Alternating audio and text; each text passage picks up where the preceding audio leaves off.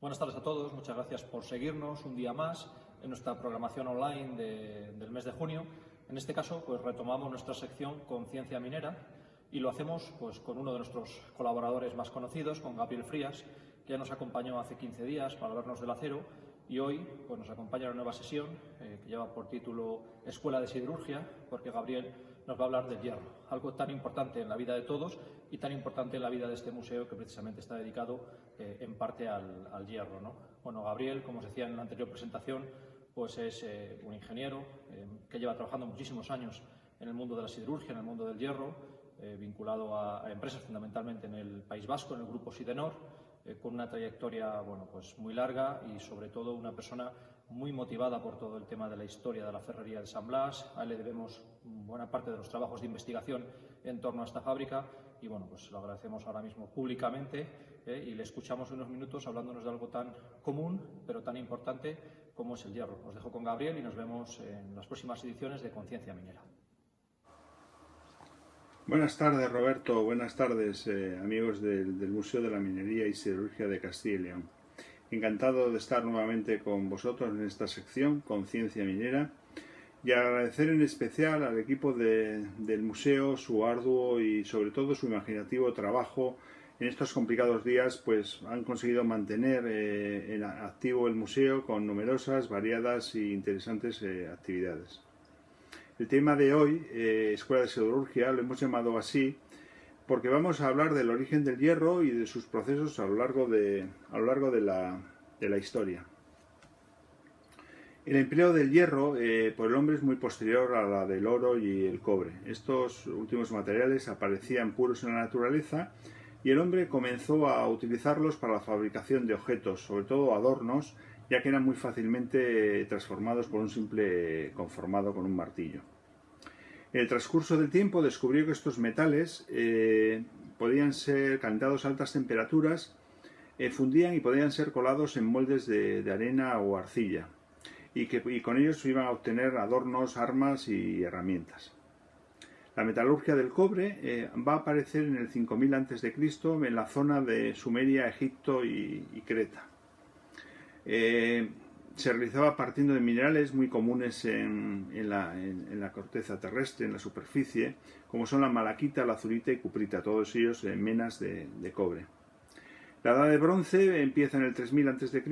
y lo va a hacer también en el Oriente Medio. El bronce es una aleación de cobre y estaño de excelentes características y más duro que el resto de los metales de la época. Funde a temperaturas sobre los 900 grados centígrados y una de sus características es que tiene una buena colabilidad. El hierro comienza en el 1400 a.C. en la zona de Armenia y Anatolia. Los primeros que lo van a utilizar van a ser los hititas en la elaboración de armas que van a emplear sobre todo en las guerras contra los egipcios.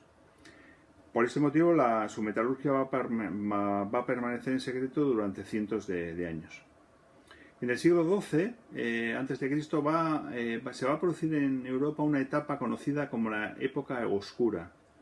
Es una época de fríos glaciares en el norte de Europa que va a producir migraciones en cadena y que va a hacer presionar unas civilizaciones contra otras que van a entrar en conflicto y al final van a producir un colapso en el comercio marítimo del Mediterráneo, con un desabastecimiento de materias primas como era el estaño, fundamental para la elaboración del cobre. En estas condiciones, el hierro va a sustituir rápidamente al bronce, a pesar de su elaboración que era mucho más complicada, pero el poder que otorgaban las armas de hierro va a dar origen a la expansión de la metalurgia en todos los pueblos del Mediterráneo. En el 900 a.C. el comercio del estaño vuelve otra vez a la normalidad, pero la metalurgia del hierro ya se ha consolidado y generalizado pues, en la elaboración de útiles y armas. Es a partir de este momento cuando van a convivir los dos elementos. A la península ibérica lo traen los fenicios, aproximadamente en el 900 a.C., y 500 años después, en el 400, va a entrar ya de forma definitiva por el norte de España, y van a ser los celtas los que lo van a introducir.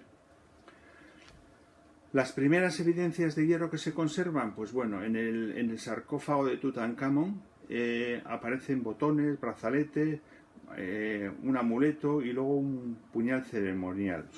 Datan de 1300 a.C.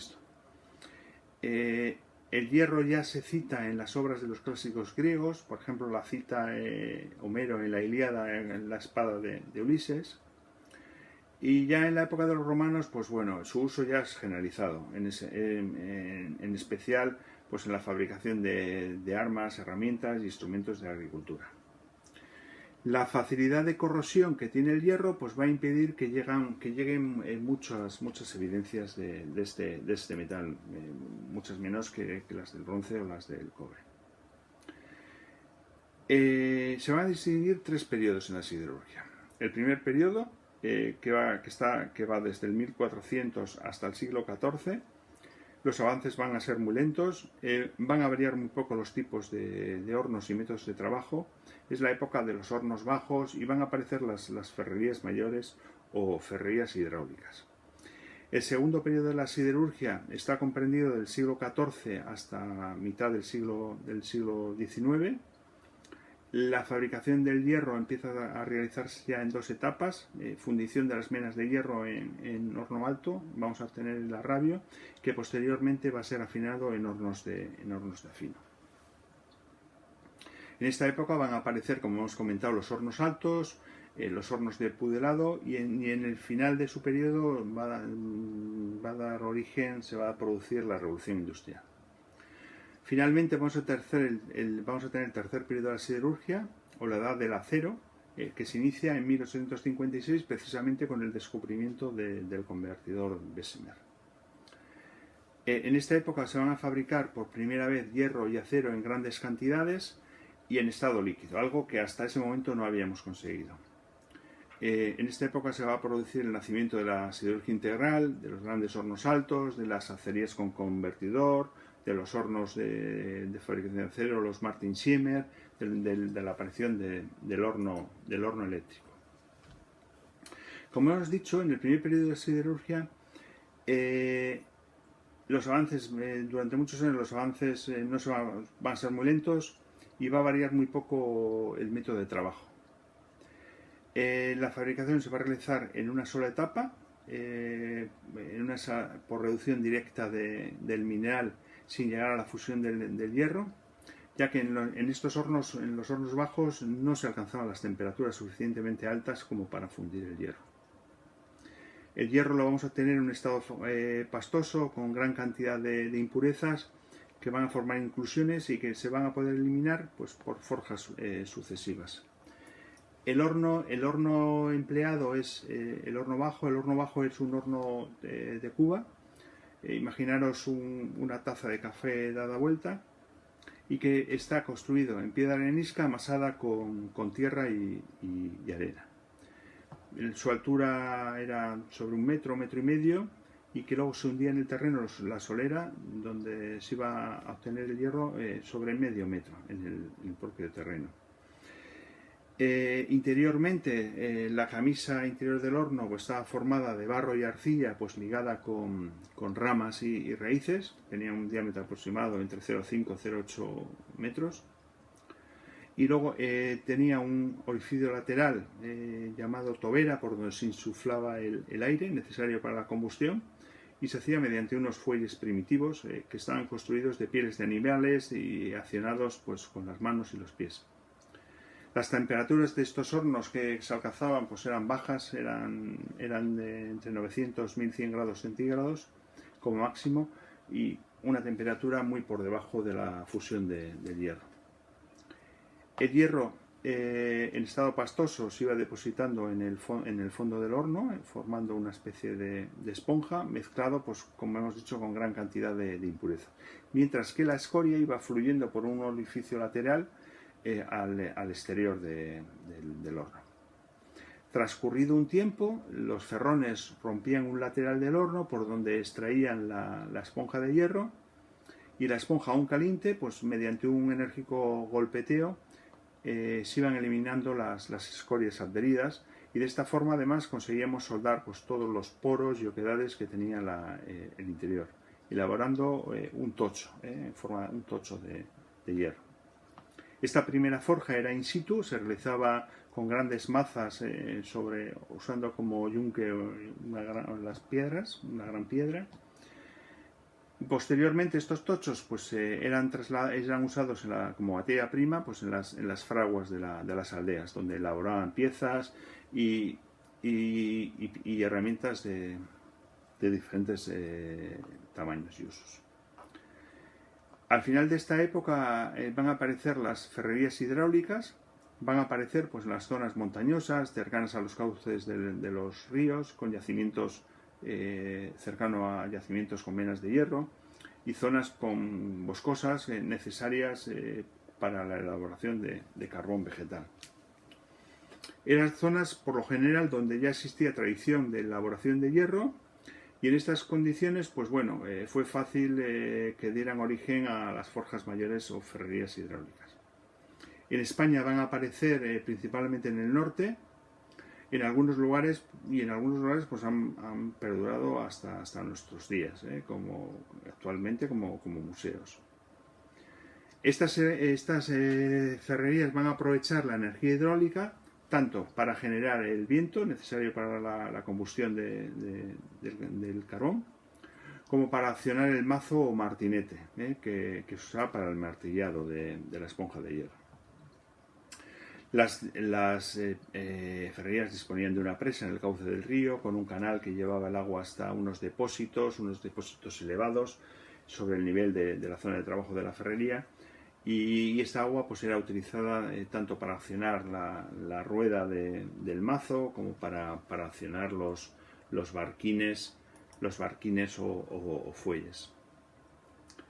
Las ferrerías hidráulicas disponían de un horno abierto donde se colocaba el carbón exceso de carbón próximo a la tobera de aire, y en la combustión, al haber esa abundancia de carbón, iba a producir mucho monóxido de carbono, que iba a ser como agente reductor de la mena. De la mena íbamos a obtener ese hierro metálico. Al cabo de unas horas el hierro, la esponja, se iba depositando en la solera de este horno abierto, y los ferrones pues con barras de hierro iban juntándolo, iban formando una bola y lo iban elevando hacia la piquera, donde se oxidaba y eliminaban gran parte de las impurezas que tenía esta bola. Posteriormente se va al martinete, donde se golpeaba y se formaba, al igual que en los hornos bajos, los tochos. Llegamos al siglo XIV y es donde va a comenzar la fabricación, como he dicho antes, en dos etapas. Vamos a obtener un material fundido, el arrabio, que era un hierro carburado, y posteriormente este arrabio lo vamos a llevar a unos hornos de afino y vamos a obtener el hierro. La energía hidráulica había permitido aumentar el tamaño de los fuelles, cada vez eran más grandes. A su vez, el tamaño de los fuelles nos permitía mayor caudal de aire y mayor presión de aire de combustión, permitiendo de esta forma aumentar la capacidad de aquellos antiguos hornos y elevando la temperatura. Llegaron a alcanzar pues, de orden de 3 o 4 metros. Estos son los famosos Stukofen alemanes. En estos hornos la fusión ocurrió de forma accidental. Cuando la operación se alargaba, en vez de obtener una esponja de hierro pastosa, lo que se obtenía era un producto fundido, al que le llamaron por ese motivo fundición. Sus características eran completamente distintas a las del hierro. Era muy frágil y no admitía una posterior forja, ya que se agrietaba y resquebrajaba. Por este motivo pues, se le llamó de forma despectiva hierro sucio, hierro picaíno.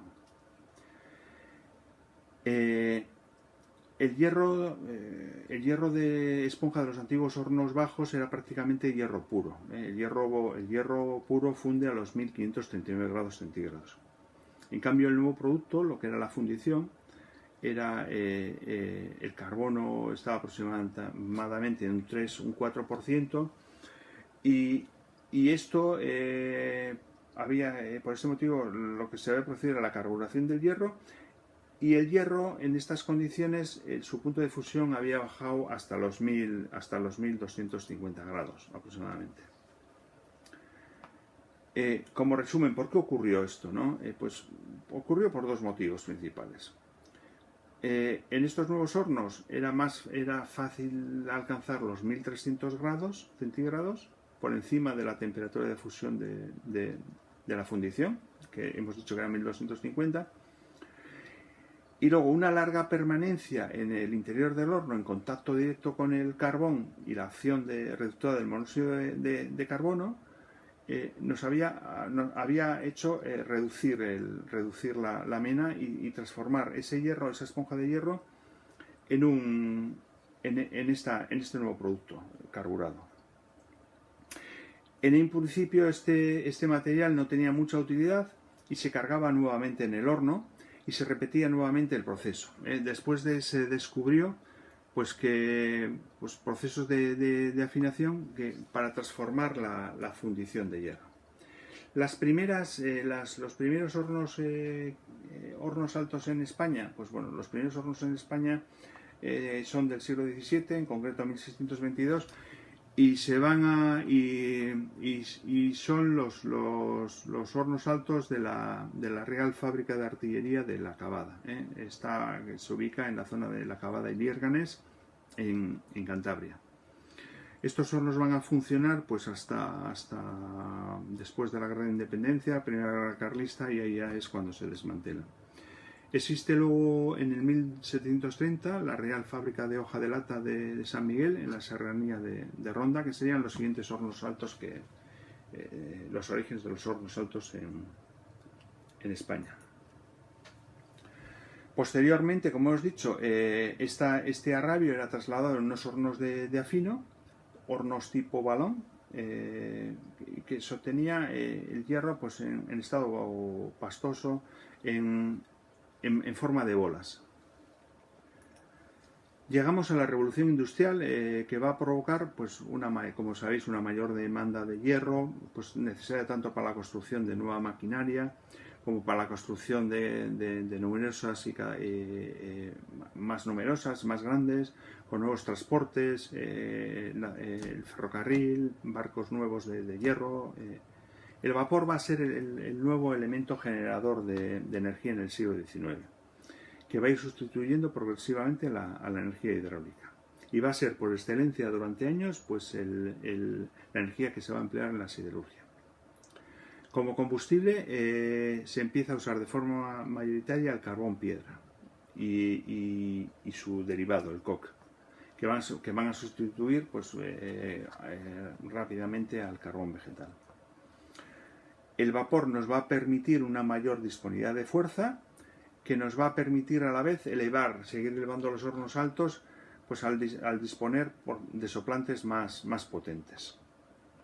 Se van a inventar nuevas máquinas en la siderurgia, el martillo vapor, se van a construir nuevos laminadores más potentes, que van a ser necesarios por la fabricación tanto de chapa y perfiles necesarios para la industria naval, el ferrocarril y la construcción.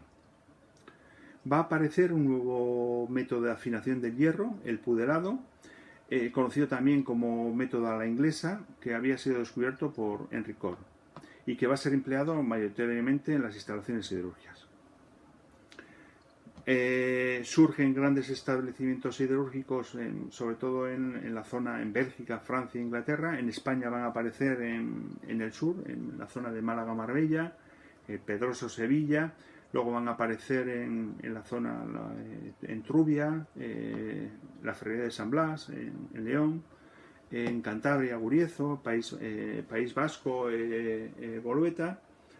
Y como decimos, va a ser la época de las grandes empresas siderúrgicas. El pudelado era el afino del arrabio, se realizaba en hornos de reverbero. El carbón estaba separado de lo que era la solera donde echábamos la fundición fragmentada, para que no tuviera contacto y no pudiera cementarse. La solera, como hemos dicho, se utilizaba fundición fragmentada con restos, con escoria muy rica en óxidos de hierro. Y el calor a esa carga se realizaba a través del reverbero de las llamas. El techo era muy bajo, reverberaba, iba calentando el baño. Las temperaturas que se alcanzaban tampoco eran muy altas, pues andaban entre los 1000, 1100 grados, y al final no fundíamos el hierro obtenido. El hierro obtenido no era también en forma de bola. Por eso estos hornos se van a conocer siempre como hornos de bola. Y el proceso de afinación es un proceso de oxidación, tanto por la acción del exceso de aire de combustión, como por la acción del óxido ferroso que tenía la escoria. La elaboración pues era una elaboración muy penosa. Pues se basaba, pues el operario, el pudelador era un obrero especializado que con la barra, con el urgón, iba moviendo y elevando la bola. Eran unas bolas de entre 40 y 50 kilos que una vez compactadas se llevaban a los martillos de vapor.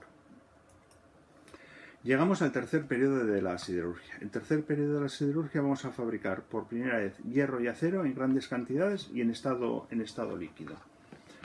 Henry Bessemer en el 1856 va a patentar el afino en convertidor. Este personaje, pues bueno, era un inventor, había inventado la purpurina, la pintura esta dorada. Y era comerciante de armas. En la guerra de Crimea había comercializado un proyectil especial de gran potencia, pero que tenía el inconveniente que los cañones de la época eran cañones de fundición, por lo que no era muy eficaz en este tipo de cañones. Esto le hizo buscar la necesidad de hacer en cantidad para poder fabricar cañones. En esta época vamos a pasar, haceros una idea de lo que supone este invento. En 1850 la fabricación en el mundo de hierro andábamos en 0,5-0,8 millones de toneladas. Vamos a pasar 50 años después a fabricar 30 millones de toneladas. ¿En qué consistía el convertidor Bessemer? Pues consistía en hacer pasar a través de un chorro de aire a través de la fundición líquida procedente del horno alto. La operación de este horno se realizaba en un convertidor que consistía en un gran crisol en forma de pera, metálico, revestido interiormente con ladrillo refractario de sílice, y que en su parte inferior disponía de una serie de orificios por donde podíamos insuflar aire a gran presión. El insuflado iba a producir una reacción exotérmica con gran desprendimiento de calor y que iba a elevar la temperatura del baño de 1250 hasta 1650. Los gases y el monóxido de carbono iban a salir por la boca del convertidor y se iban a quemar en contacto con el aire, formando grandes llamaradas. La operación era muy sencilla. El convertidor giraba, se colocaba en forma horizontal, venía la cuchara procedente con el arrabio del horno alto y echaba la carga. El convertidor se ponía en posición vertical y en ese momento era cuando empezaba el insuflado. Y empezaba el soplado y la descarburación por oxidación del carbono y de otros elementos como el silicio y el manganeso.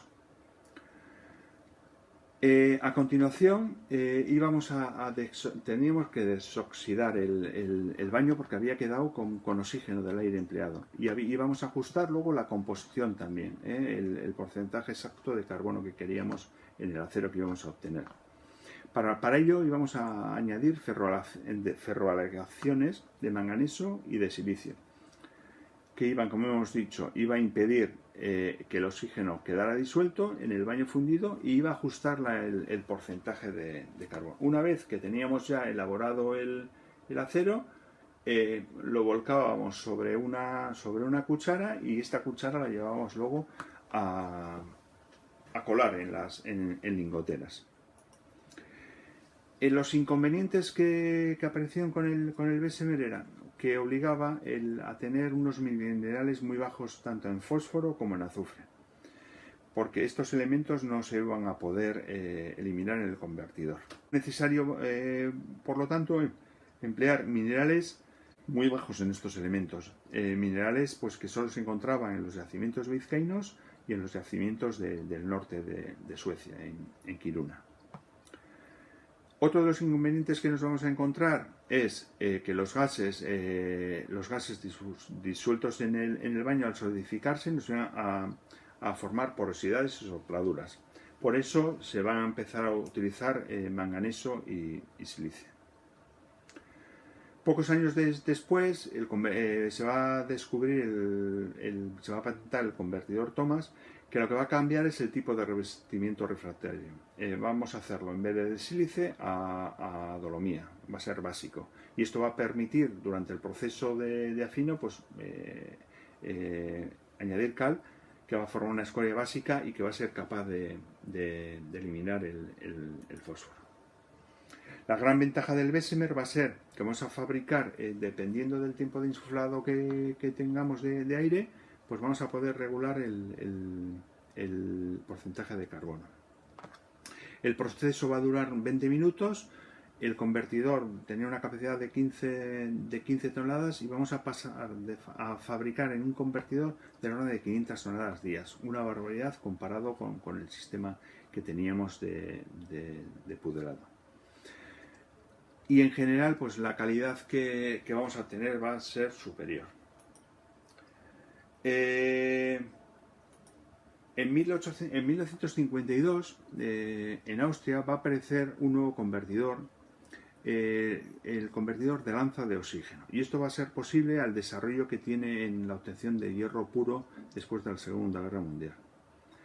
El convertidor LD, que es el que se emplea ahora en la actualidad, es similar en el concepto muy similar al Bessemer, y la introducción de aire, en vez de ser por la parte inferior, lo vamos a hacer a través de una lanza de oxígeno, en el que vamos a conseguir esta descarburación de la rabia. Vamos a pasar de Bessemer, de los convertidores que llegaron hasta las 30 toneladas, a hacer en cada operación de la orden de 300 toneladas cada convertidor. En esta época nos va a aparecer también el horno eléctrico. El horno eléctrico apareció en las primeras décadas del siglo XX, y sobre todo en la elaboración de aceros de alta aleación. La fabricación del acero en horno eléctrico se basa en la fusión de las chatarras mediante corriente eléctrica. Corriente eléctrica que se va a hacer a través de un arco. En España, tras la reconversión industrial de los años 90, va a abandonar la fabricación tradicional de horno alto y va a hacer una apuesta por la del horno eléctrico. En la actualidad representa del orden del 80% el acero que se obtiene por horno eléctrico, y el 20% sería por la siderurgia tradicional, con horno alto. El horno eléctrico, pues bueno, es un recipiente cilíndrico hecho de chapa y refrigerado con paneles por agua, y está forrado con refractario. La solera es donde va contenido el acero líquido y la escoria. La bóveda se desplaza, va tapado por la parte superior y la bóveda se desplaza para permitir cargar la chatarra por su parte superior, y luego está dotado de unos orificios por donde se van a introducir los electrodos. Los electrodos son unas grandes barras de grafito de unos 700 milímetros de diámetro que se van a poder desplazar verticalmente para ajustar la distancia entre lo que es la chatarra y la distancia del arco eléctrico. Los electrodos van conectados a un transformador y que nos va a proporcionar las condiciones tanto de voltaje como de intensidad para hacer saltar el arco eléctrico. Además, en la bóveda se dispone de un cuarto agujero que nos va a permitir la captación de los humos para posteriormente llevarlos a la depuración. Una vez que tenemos el acero fundido, tanto en horno alto, tanto como en horno alto convertidor de LED o horno eléctrico, este acero líquido tiene que ser afinado. Y tiene que ser afinado para poder controlar y reducir los gases disueltos, que como hemos dicho hasta ahora son muy perjudiciales, el oxígeno, el hidrógeno y el nitrógeno.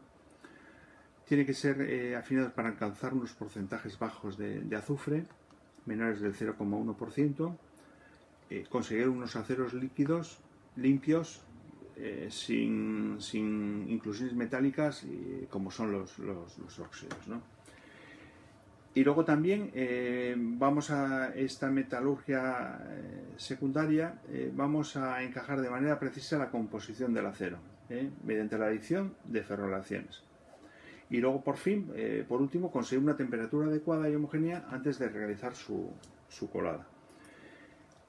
Este afino, metalurgia secundaria como se conoce, normalmente se realiza en un horno cuchara. Un horno cuchara pues que está provisto de un calentamiento por arco, similar al que hemos visto en el horno eléctrico, que nos va a permitir ajustar la temperatura exacta del acero fundido. Va a tener una atmósfera controlada con un gas inerte y un sistema de vacío para impedir el contacto del aire con el acero líquido, y luego un sistema de agitación por inyección de un gas inerte para que nos va a hacer agitar y homogeneizar lo que es el baño.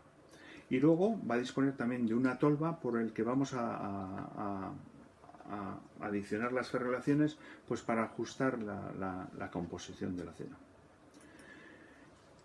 Como resumen, el proceso actual de la siderurgia hay dos ramas principales. Dependiendo del proceso que llamaríamos integral, con las instalaciones dotadas de horno alto y que vamos a obtener a rabio a partir de mineral de hierro, y luego las acerías de horno eléctrico de arco, que como materia prima van a usar las chatarras férricas. En ambos procesos van a confluir en lo que es la metalurgia secundaria, donde vamos a afinar el acero antes de la colada.